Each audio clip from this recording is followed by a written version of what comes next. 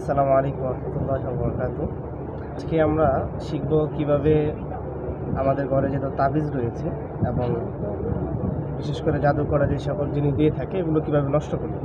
এগুলো নষ্ট করার ফলে আমাদের কেউ যদি জাদু করে থাকে তাহলে এটা ভালো এবং দ্রুত কেটে যাবে। এটার জন্য আমাদেরকে প্রথমে যেই জাদুর যে জিনিসগুলো রয়েছে বা যে তাবিজগুলো রয়েছে এগুলোকে আমাদেরকে সব জায়গা থেকে একত্রিত করতে হবে যেখানে পাওয়া যায়। অনেক সময় বিশেষ করে আপনার ঘরের আড়ায়, তারপরে দিয়ে দরজায় অনেক কিছুই পাওয়া যায়। এগুলো আমরা সবগুলো সংগ্রহ করব। সংগ্রহ করার পরে যে এমন একটা কাঁচি নিব সুতা কাটার জন্য বা এই তাবিজগুলো কাটার জন্য, তারপরে একটি প্লাস নিব এইটা কাটার জন্য।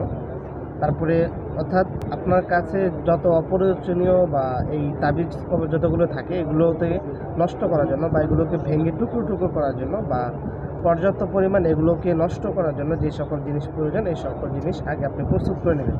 প্রস্তুত করে নেওয়ার পরে এটা হলো আমাদের রেজাল্ট। মূলত আমাদের এই তাবিজগুলো ছিল এমন। আর তারপরে আমরা এটা হাতে পাই, হাতে পাওয়ার পরে সবগুলো তাবিজ আমরা নষ্ট করি। যেমন দেখেন এক একটা তাবিজ থেকে যত যা ছিল সবগুলো আমরা খুলে খুলে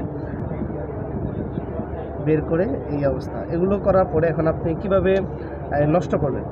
যতই যা দেখবেন এখানে শুধু তাবিজ রয়েছে, দেখেন সবচেয়ে ভয়ানক যেটা তালা রয়েছে, তারপরে এটা রয়েছে। এর চেয়েও ভয়ানক কিছু থাকতে পারে। সবগুলোই আপনার জড়া করার পরে সবগুলো খুলে ফেলবেন।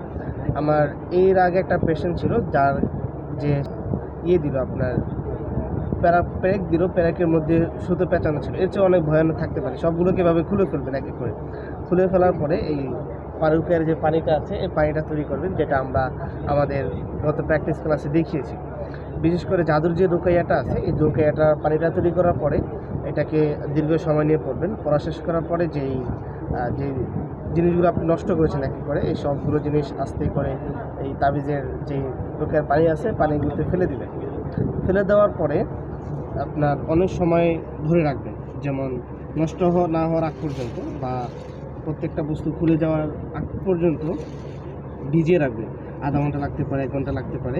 ভিজিয়ে যাওয়ার সবগুলো জিনিস ছুটে যাওয়ার পরে বা আপনার একবারে প্রত্যেকটা যেই তাবিজের যে ইয়াগুলো রয়েছে, কাগজগুলো রয়েছে, এগুলো যখন তার রঙটা ছেড়ে দিবে বা যখন একবারে সাদায় পরিণত হয়ে যাবে তখন আপনার এগুলো পানিটা এমন একটা স্থানে ফেলবেন যাতে করে এটা শুকিয়ে যায়।